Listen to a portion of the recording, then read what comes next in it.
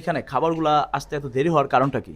এটা আমাদের প্রত্যেকটা কাস্টমারের কমপ্লেন যে আমরা খাবার দিতে খুব লেট করি। তো আমরা প্রত্যেকটা খাবার একদম স্ক্র্যাচ থেকে রেডি করে দিই।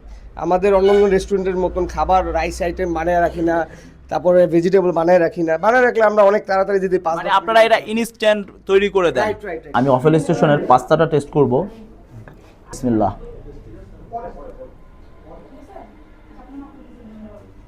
দেখেন গাইস, পাস্তার ভিতরে চিজ এবং কি চিকেনের সাইজগুলো দেখেন।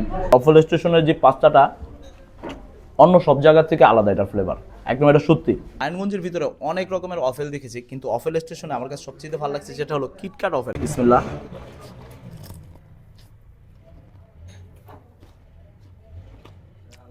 গাইস, এটা টেস্টটা হলো যে কিটক্যাট চকলেট খান না আপনারা, ঠিক লাইক কিটক্যাট চকলেটের মতন, বাট এটার টেস্টটা অন্যরকম। আপনারা যদি না খান তাহলে কিন্তু আপনাদেরকে আমি বুঝাতে পারবো না। জাস্ট আপনারা যদি নারায়ণগঞ্জ সিদ্ধিরগঞ্জের আশেপাশে থাকেন, অন্ততপক্ষে তাদের এই অফেলটা একবার হলো টেস্ট করে দেখেন। বিসমিল্লাহ।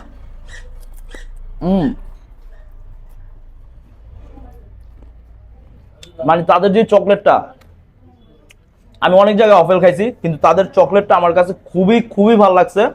এই চকলেটটার যে ফ্লেভারটাও একটু অন্যরকম। গাইস, এটার ভিতরে চিকেন বল এবং কি সসেস, কিন্তু সবচেয়ে ভালো লাগছে এই যে চিকেনটা যেটা দেখতেছেন, এটার ফ্লেভারটা আপনার কাছে একটু লাগবে বারবিকিউ, মনে হবে যে আপনি বারবিকিউ খাচ্ছেন।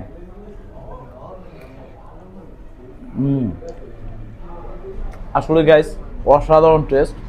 মানে আমি যে বলবো এটা মোটামুটি বা কিছু, আসলে 10-এ 10। তাদের এই তিনটা আইটেমই আমি 10-এ 10 দিতে বাধ্য হইলাম, যেটা হলো অফেল স্টেশনের খাবারগুলো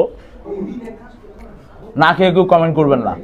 ভাইয়া, আপনাদের স্টেক রাইস বোলটার প্রাইস কি 180 টাকা সত্যি? জি, একদম সত্য, 180 টাকা। তো গাইস, আপনারা যারা স্টেক রাইস বল পছন্দ করেন তারা অবশ্যই চলে আসবেন জালকুড়ি 10 পাইপ অফেল স্টেশনে, কারণ এই রাইস বলটার প্রাইস আমার কাছে খুবই কম লেগেছে। তাদের 180 টাকায় যে স্টেক রাইস বলটা, এটার